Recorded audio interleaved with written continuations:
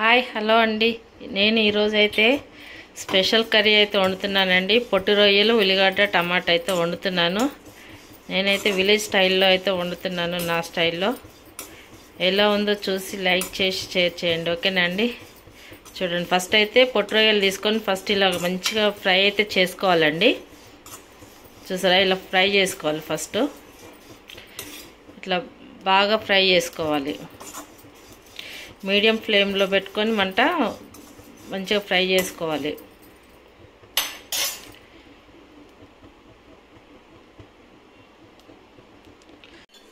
ఇలా అయితే ఒక దాంట్లో అయితే తీసేసుకోవాలండి, ఒక బౌల్లోకి అయితే తీసేసుకోవాలి. ఇదే ప్యాన్ మళ్ళా స్టవ్ పైన పెట్టుకొని ఇందులో అయితే నేనైతే నూనె అయితే కొంచెం ఎక్కువ వేసుకుంటాను. ఇష్టం లేని వాళ్ళు 2 పావులు వేసుకోవచ్చు. నేనైతే కొంచెం నూనె ఎక్కువ వేసుకుంటాను, ఎందుకంటే కొంచెం నీచు వాసన రాకుండా ఉంటుంది కదా, అందుకోసమని కొంచెం నూనె ఎక్కువ వేసుకుంటాను. నేనైతే 3 పావులు అయితే పోసుకున్నాను. ఇది కొంచెం నూనె వేడెక్కిన తర్వాత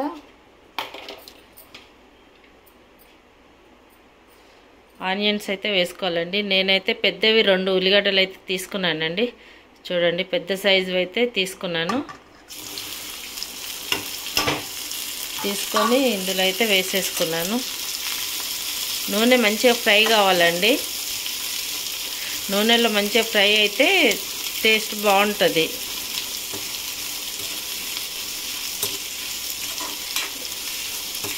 ఇట్లా ఒక 5 మినిట్స్ అయితే ఫ్రై చేసి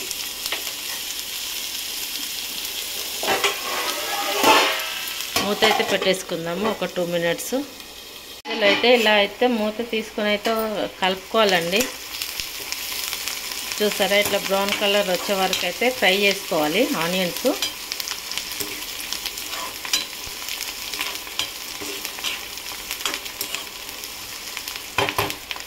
ఇది ఇంకొక 2 మినిట్స్ అయితే ఫ్రై కానిద్దామండి. ఇంకొక 2 మినిట్స్ అయితే మూత పెట్టేసుకుందామండి. ఓకే అండి, ఇప్పుడైతే ఓకే, బ్రౌన్ కలర్ వచ్చేస్తాయి చూడండి. ఇగో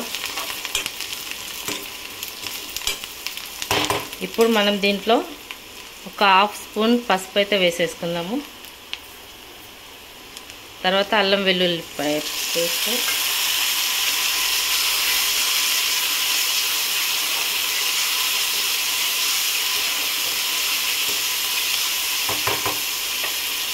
ఇది కొంచెం ఫ్రై అయిన తర్వాత ఆనియన్స్ అయితే వేసేసుకుందామండి. చూడండి, ఇప్పుడు టమాటాలు కరెక్ట్ రావట్లేదు కదండి, మొత్తం హైబ్రిడ్ వస్తున్నాయి, అవి సరిగ్గా ఉడకట్లేదండి.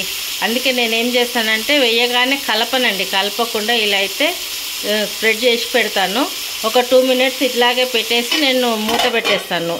టమాటా అనేది మంచిగా మగ్గుతుందండి. మగ్గితే మనకు తర్వాత మనం కలుపుకున్నా కానీ మంచిగా వస్తుందండి, మెత్తగా అవుతుంది. టమాటాలు అనేది మనకు కనిపించవు. ఫస్ట్ అయితే ఇలా, ఇదొక చిట్కా అండి, ఎవరికైనా తెలియకపోతే ఇలా చేసుకోండి. టమాటా అయితే ఫస్ట్ కలపొద్దండి, ఎందులో వేసినా కలపొద్దు. ఒక 2 మినిట్స్ పెట్టేసి మూత పెట్టేసుకోవాలండి. తర్వాత కలుపుకుంటే మెత్తగా అవుతాయండి. అట్లనే వేస్తే ఏంటంటే కాయలు అట్లాగే ఉంటాయండి, తినబుద్ధి అవ్వదు. టమాటా ఇప్పుడు మంచిగా రావట్లేదు కదా. మన నాటు టమాటా అయితే ఇట్లా వేయగానే నూనెలో ఉడికిపోతుంది. ఇదేంటంటే అసలు ఉడకదండి. ఓకేనా అండి, ఒక 2 మినిట్స్ ఇట్లా పెట్టిన తర్వాత నేను చూపిస్తాను మళ్ళీ. చూద్దామండి, ఒక 5 మినిట్స్ అయింది కదా. చూసారా, ఇగో ఇలా టమాటా అంతా ఇట్లా మొత్తం మగ్గిపోతుందండి. చూడండి, ఇగో ఇట్లా మెత్తగా అయిపోయింది కదా. ఇలా అయిపోతుందండి. ఇట్లా అయినప్పుడు మనం కలుపుకోవాలండి, కొంచెం బాగా కలుపుకోవాలి.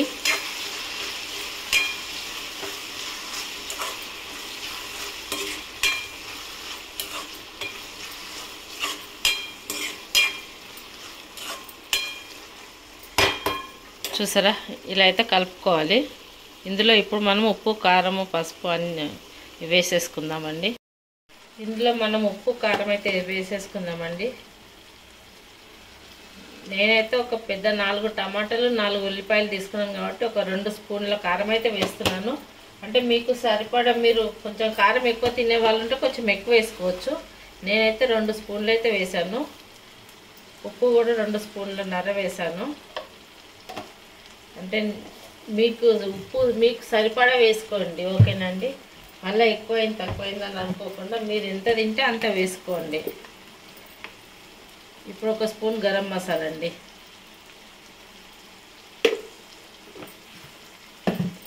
ఇలా వేసిన తర్వాత బాగా కలుపుకోవాలండి.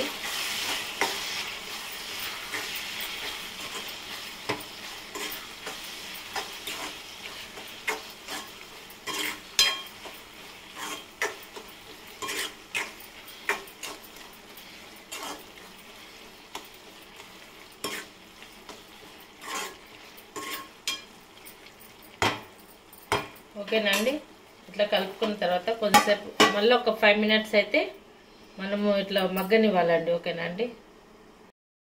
రొయ్యలు అయితే ఇట్లా బాగా వాష్ చేసుకోవాలండి. సన్నటి ఉష్క ఉంటుందండి ఇందులో.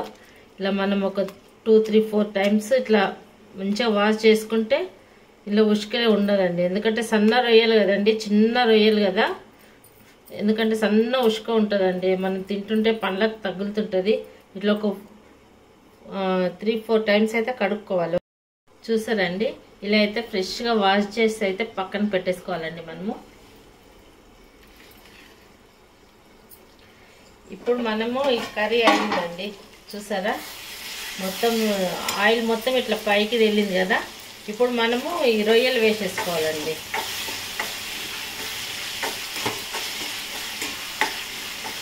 ఒకసారి మంచిగా కలుపుకొని, మనకు ఉల్లిగడ్డ టమాటాలు ఎక్కువ కనిపించొద్దు కదండి, అది మొత్తం మ్యాష్ అయిపోవాలి కదా.